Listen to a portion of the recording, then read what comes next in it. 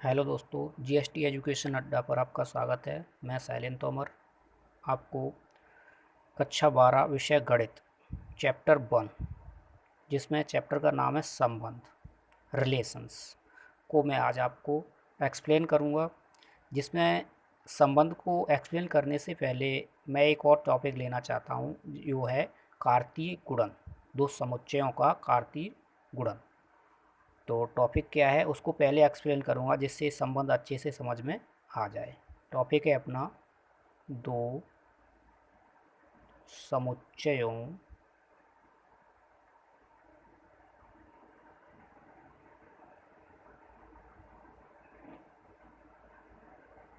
का कार्तीय गुणन। कार्टेशियन प्रोडक्ट, कार्टेशियन प्रोडक्ट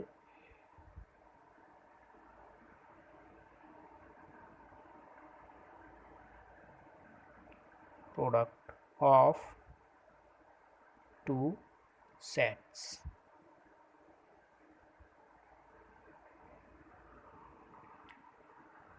तो इसकी डेफिनेशन क्या है? वैसे इसको मैं शॉर्ट में भी एक्सप्लेन कर सकता था, लेकिन थोड़ा सा मैंने सोचा कि इसको एक्सप्लेन अच्छे से कर दूं। तो इसकी डेफिनेशन क्या है? यदि ए तथा बी कोई दो अरिक्त समुच्चय हों, यदि, अच्छे से समझें इसको दोस्तों, यदि ए तथा बी कोई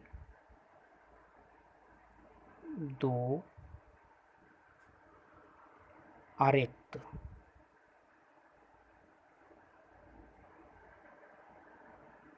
समुच्चय हों, यदि ए तथा बी कोई दो अरिक्त समुच्चय हों, तब सभी क्रमित युग्मों ए का, तब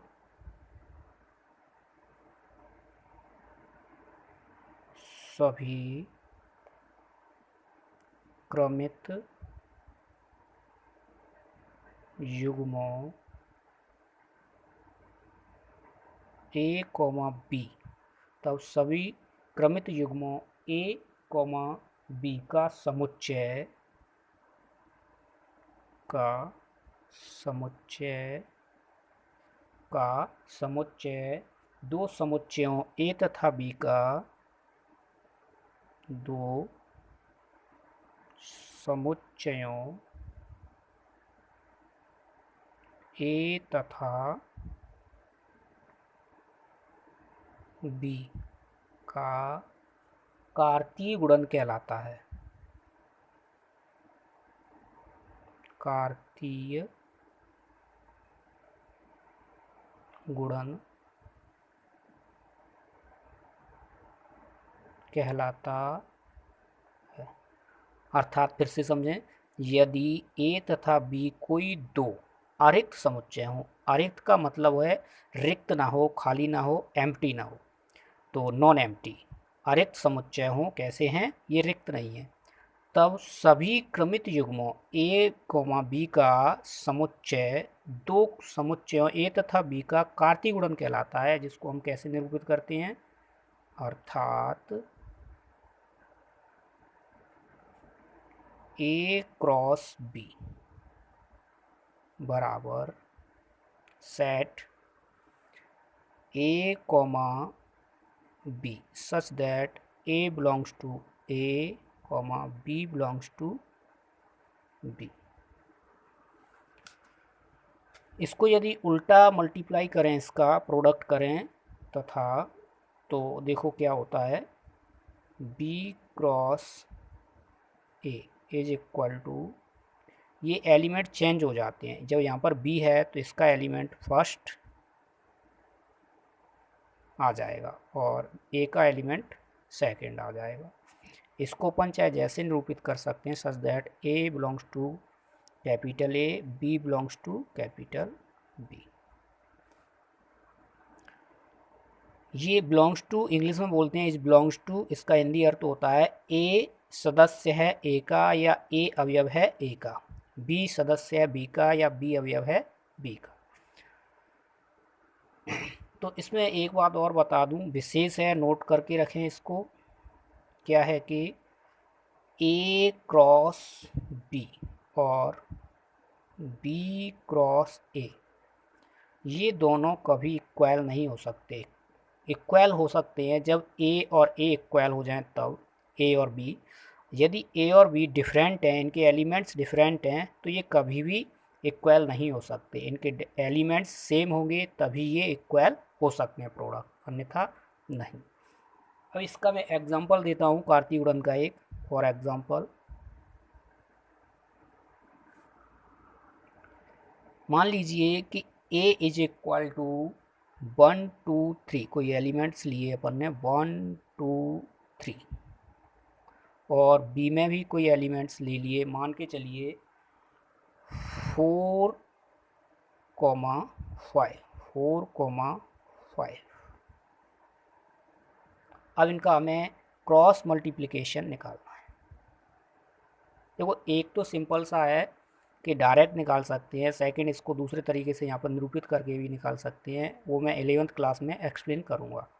यहाँ पर ऐसे ही समझ लीजिए, जहाँ तक है वहाँ तक समझ में आ जाएगा, समझ में ही आ जाएगा, नहीं तो आप कमेंट कर दीजिएगा, मैं दूसरे तरीके से एक्सप्लेन कर दूँगा। तो देखो कैसे, इसका फर्स्ट एलिमेंट,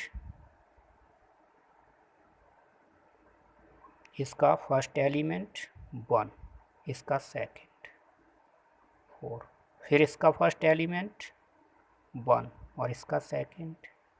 अब इसमें और होती तो उसको भी ले लेते। अब फर्स्ट हो गया सभी के साथ, इसका सेकंड एलिमेंट, इसका फर्स्ट, फिर इसका सेकंड एलिमेंट ए का, और ए का सेकंड एलिमेंट क्या है 2, और बी का सेकंड क्या है 5, और इसी तरीके से इसका थर्ड एलिमेंट, और इसका फर्स्ट, और इसका थर्ड एलिमेंट, और इसका सेकंड। ये इसके कार्तीय गुणन में आ गए। अब इसी को हम यदि बी क्रॉस ए निकालें, आप कहें कि ये इक्वल होती हैं कि नहीं, अभी चेक कर लेते हैं। बी क्रॉस ए निकालें तो देखो कैसे निकालेंगे।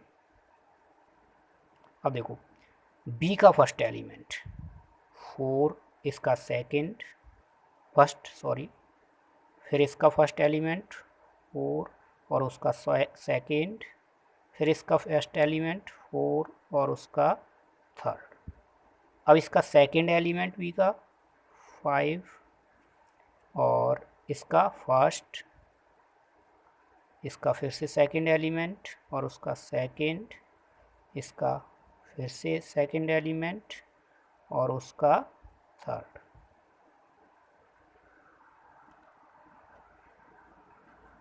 तो दोस्तों, ये आपके समझ में आ गया होगा कार्तीय गुणन। और आप देख सकते हैं कि ए क्रॉस बी और बी क्रॉस ए, कहीं भी इनके एलिमेंट इक्वल नहीं हो सकते। देखो, ये 1 4 है, इसमें कहीं 1 4 नहीं मिलेगा, 4 1 मिल जाएगा लेकिन 1 4 नहीं मिलेगा। ऐसे ही इसको आप मैच करके देख लें।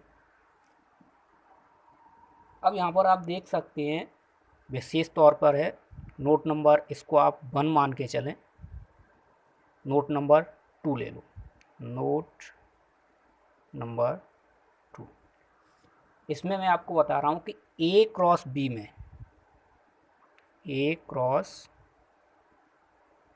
बी में अवयवों की संख्या क्या होगी। ए क्रॉस बी में अवयवों की संख्या बराबर m डॉट n। यहाँ पर m क्या है, m समझ लें क्या है, समुच्चय A में अवयव, शॉर्ट में लिख सकते हैं नंबर ऑफ A, यानी A में अवयवों की संख्या, और इसको भी शॉर्ट में लिख सकते हैं नंबर ऑफ B। ठीक है, तो ये B में अवयवों की संख्या तो क्या होगी m डॉट n। यानी मान के चलते हैं कि A में अवयवों की संख्या क्या है m इज इक्वल टू कितनी है 3, और b में अवयवों की संख्या क्या है n इज इक्वल टू कितनी है 1 2, तो 2। अब इसमें अवयवों की संख्या क्या होगी a क्रॉस b में क्या होगी, m की वैल्यू क्या है 3 और n की वैल्यू 2, 3 2 जा 6, तो देखो कितनी है 1 2 3 4 और ये 5 और ये 6, ऐसे ही इसमें देखो 1 2 3 4 5 और ये 6। तो इस तरीके से हम a क्रॉस b में अवयवों की संख्या फाइंड कर सकते हैं। नेक्स्ट ये ऑब्जेक्टिव टाइप आ जाते हैं और इनको वैसे देखना चाहिए आपको, छोटी मोटी चीज़ें आगे कंपटीशन में भी ज़रूरत पड़ती है। a क्रॉस b के उप समुच्चयों की संख्या, note number 3, a cross b में उप समुच्चय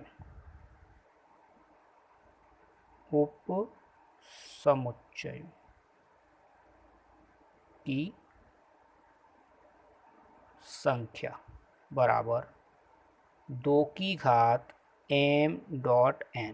फिर वही m क्या है n क्या है, नंबर ऑफ a, यानी a में अवयवों की संख्या, n क्या है नंबर ऑफ b यानी b में अवयवों की संख्या। तो 2 पे घात m डॉट n। तो इस तरीके से a क्रॉस b में उप समुच्चयों की संख्या फाइंड कर सकते हैं। और ठीक ऐसे ही हम क्या फाइंड कर सकते हैं कि a क्रॉस b, a से b में संबंधों की संख्या, ये ही क्या रहता है a से b में संबंधों की संख्या बराबर 2 की घात m डॉट n। ये दोनों फॉर्मूले एक ही हैं। a क्रॉस b में उपसमुच्चयों की संख्या 2 की घात m डॉट n, a से b में उपसंबंधों की संख्या 2 की घात m डॉट n, दोनों ही सेम फॉर्मूले हैं और सेम तरीके से यूज किए जाते हैं। अब यहाँ पर एक और मैं बता दूँ, इसी से रिलेटेड है, क्या 5वां है अरिक्त उपसमुच्चयों की संख्या। अरिक्त उपसमुच्चयों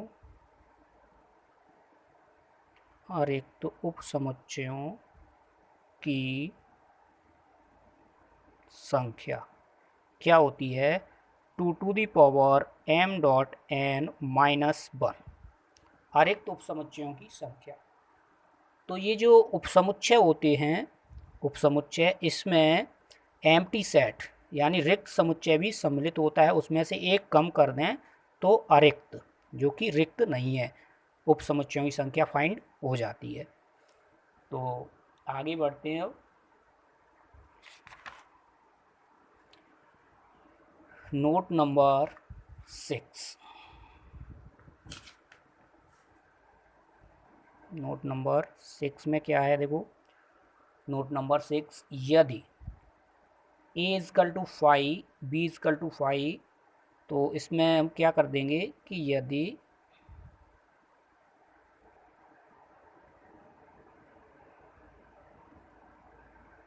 a is equal to 5 comma b is equal to 5, तब a cross b is equal to 5। Clear है दोस्तों, यहाँ पर देख सकते हैं a इज इक्वल टू 5 जैसे कि एम्प्टी है, और b इज इक्वल टू 5 ये भी एम्प्टी है। ठीक है, इसी से इसको अपन दर्शाते हैं। तो a क्रॉस b स्पष्ट है, आप प्रोडक्ट करके देख लें, 5 फाइंड होगा इससे। ठीक है, नंबर नेक्स्ट 7,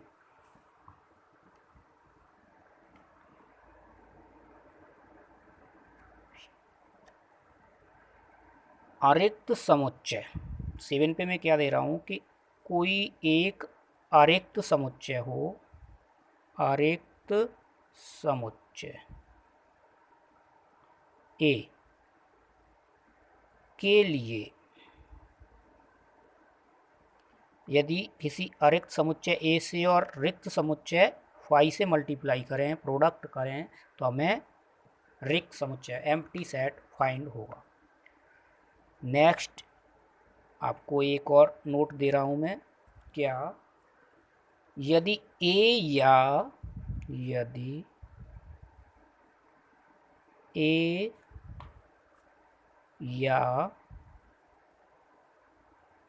बी में से कोई यदि ए या बी में से कोई एक अपरिमित समुच्चय है, कोई एक अपरिमित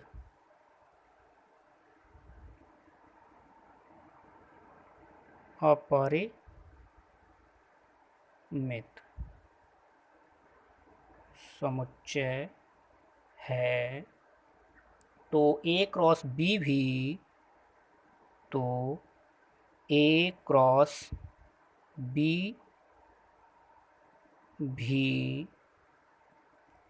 बी भी एक अपरिमित समुच्चय होगा, भी एक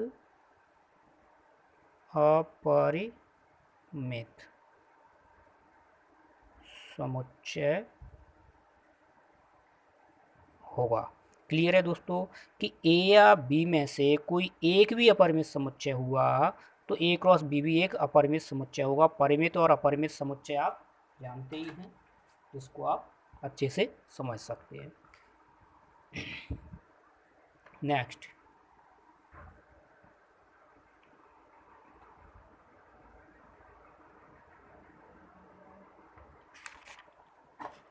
अपन आगे बढ़ते हैं, और तो मैं आशा करता हूँ कि आपको कार्तीय गुणन समझ में आ गया होगा। नहीं समझ में आया हो तो एक और एग्जांपल ले सकते हैं, कोई हल्का सा। फॉर एग्जांपल ले रहे हैं यहाँ पर। मान लीजिए set A is equal to 1,2 और सेट बी में मान के चलते हैं अपन कि कोई एक ही अवयव है 3 और हमें ए क्रॉस बी निकालना है। तो देख सकते हैं इसका फर्स्ट एलिमेंट 1,3 और इसका सेकंड एलिमेंट 3। तो इसी तरीके से अपन फाइंड कर सकते हैं। और अपन आगे बढ़ते हैं संबंध की तरफ। संबंध को समझने की कोशिश करेंगे अब अपन। संबंध क्या होता है? रिलेशन।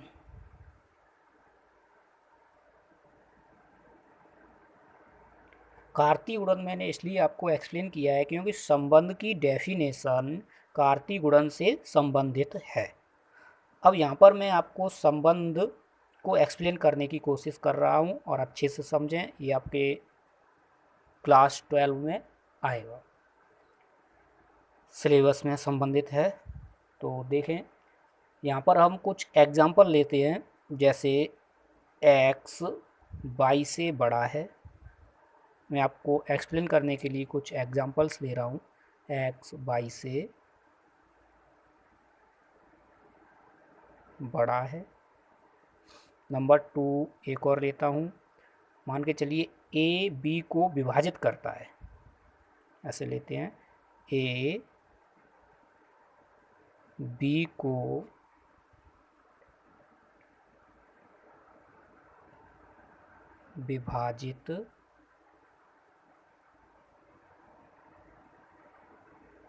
विभाजित करता है। नंबर 3 एक और लेते हैं। इसमें रेखा L1 रेखा L2 पर लंब है।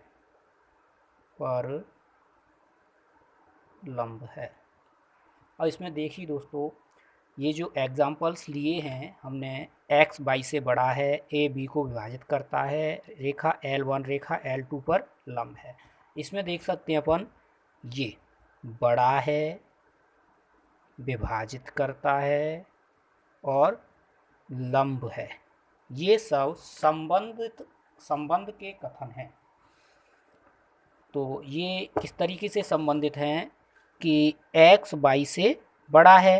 क्लियर है, इसमें संबंध दिया हुआ है कि x y से कैसा है, बड़ा है। मान के चलिए ये 2 है तो ये 3 है, ये 3 है तो ये 4 है, इस तरीके से ये बड़ा है।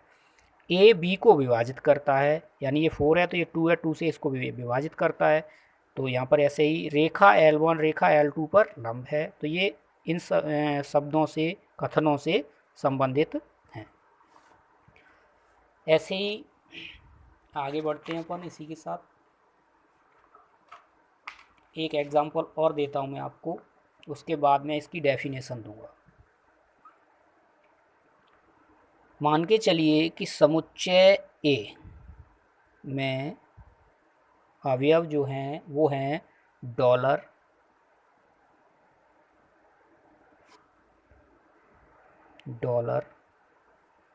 दूसरा अवयव है फ्रांस, दूसरा अवयव है फ्रैंक, तीसरा है पाउंड और चौथा अवयव है मान के चलिए रुपया।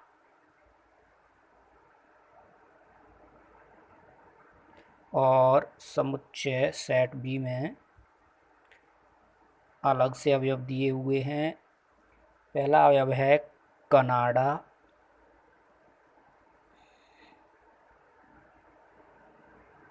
दूसरा अवयव है फ्रांस,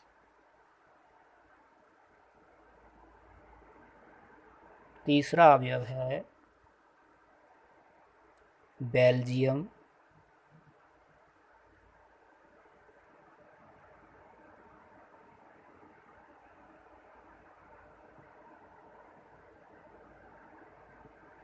और चौथा है इंग्लैंड,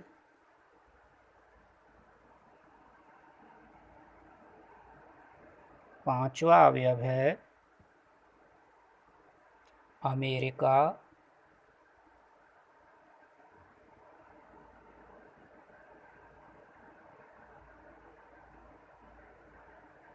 छठवा है भारत। तो समुच्चय ए में ये अवयव दिए हुए हैं और समुच्चय बी में ये अवयव दिए हुए हैं। तो इनमें अपन देखते हैं कि किस तरीके से ये संबंधित है। मान के चलते हैं कि ये क्या है, समुच्चय ए में मुद्राएं दी गई हैं। क्या दी गई हैं? मुद्राएं।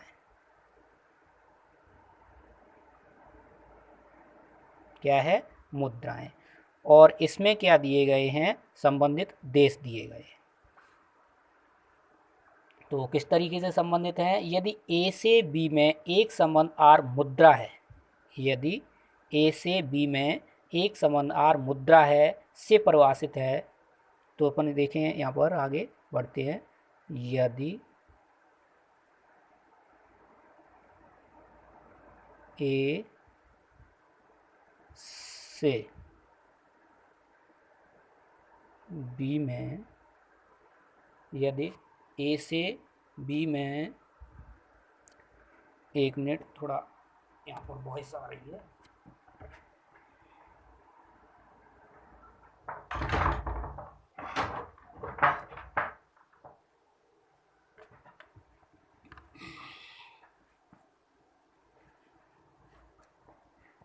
हाँ, तो यदि ए से बी में,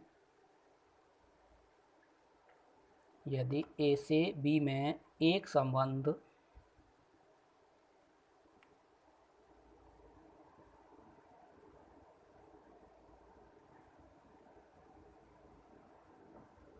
ए से बी में एक संबंध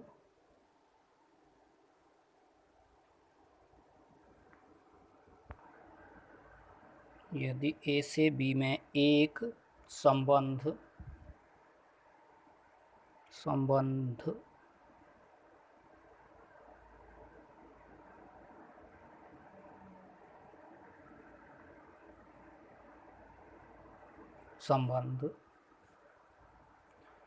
यदि ए से बी में एक संबंध आर मुद्रा है, एक संबंध आर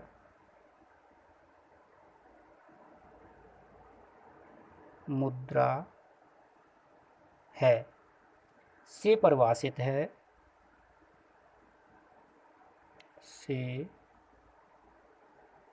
परिभाषित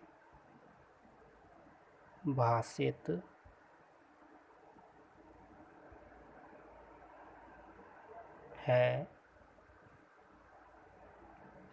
तो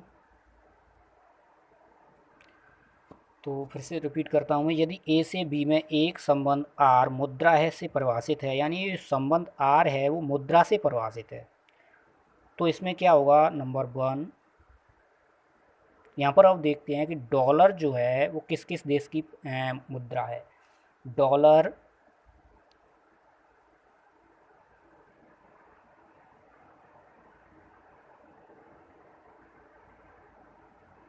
मुद्रा है, डॉलर मुद्रा है, कहाँ की है मुद्रा, ये कनाडा की।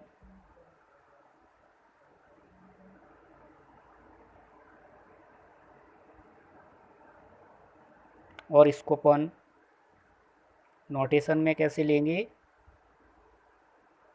Dollar related to Canada. ऐसे ही डॉलर और कौन से देश की मुद्रा है, डॉलर, मैं यहाँ पर इन्वर्टेड कॉमा लगाए दे रहा हूँ, और कौन से देश की मुद्रा है, देखो पहचानो इसमें, अमेरिका। कहाँ की है, अमेरिका। देखो डॉलर मुद्रा है कनाडा की और डॉलर मुद्रा है अमेरिका की, अमेरिका। तो इसको अपन कैसे लिखेंगे, डॉलर रिलेटेड टू अमेरिका। ऐसे ही नेक्स्ट देखो क्या मुद्रा दी गई है, फ्रैंक। तो इसके नाम से ही स्पष्ट है, फ्रैंक मुद्रा है, कॉमा लगाए दे रहा हूँ। फ्रैंक कहाँ की मुद्रा है, इसके नाम से ही पता लग रहा है, फ्रांस। सबसे पहले तो फ्रांस की, तो इसको अपन लिखेंगे क्या, फ्रैंक, फ्रैंक,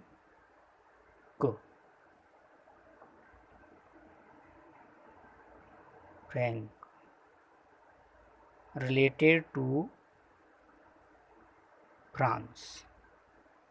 नेक्स्ट और भी किसी देश की है क्या ये, तो इन्वर्टेड लगा दे रहा हूँ कॉमा में, फ्रैंक मुद्रा है, कहाँ की है ये, Belgium.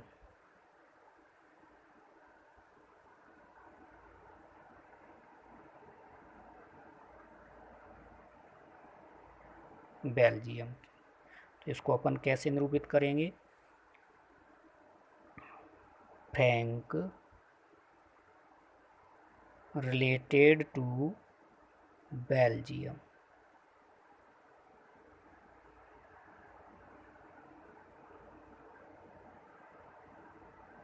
Belgium. Next number 5, next क्या है, पाउंड। पाउंड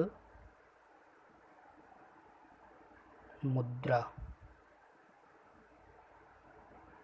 है, कहाँ की मुद्रा है ये, इसमें क्या बचा, इंग्लैंड।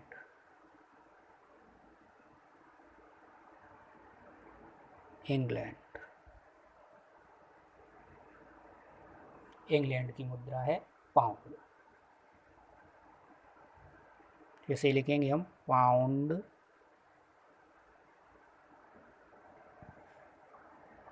Related to England.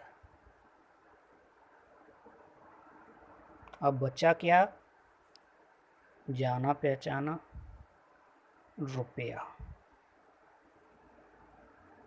मुद्रा है भारत की, तो रुपया रिलेटेड टू भारत। ठीक है, अब इसको अपन क्या कर सकते हैं, क्रमित युग में लिख सकते हैं। कैसे? R is equal to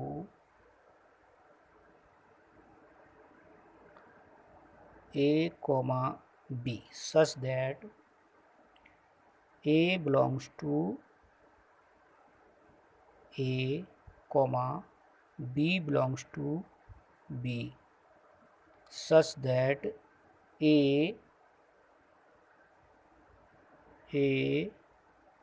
देश B की मुद्रा है,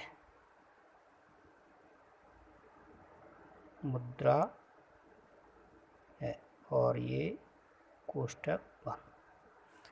तो ये किस तरीके से रिलेटेड है? A, B such that A belongs to A, B belongs to B, यानी स्मॉल a का अवयव है कैपिटल का, और स्मॉल b का अवयव है। A क्या है? देश B की मुद्रा है, से रिलेटेड है। तो इसमें अपन क्या कर सकते हैं, इन सभी क्रमित युग्मों को इसमें लिख सकते हैं एक क्रमित युग्म के रूप में सभी को। कैसे?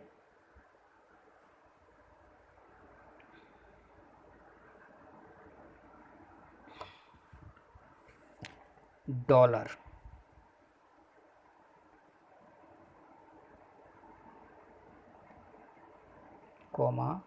कनाडा, आर हटाते जाओ इसमें से, तो ये समुच्चय के रूप में लिख दिए जाएंगे। डॉलर,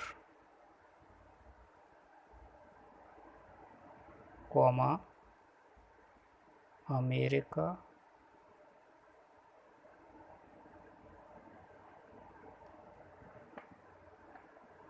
अब आया आपका क्या? फ्रैंक,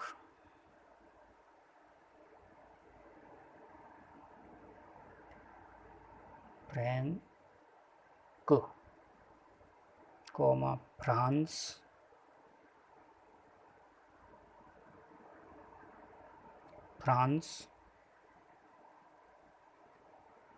और फ्रैंक,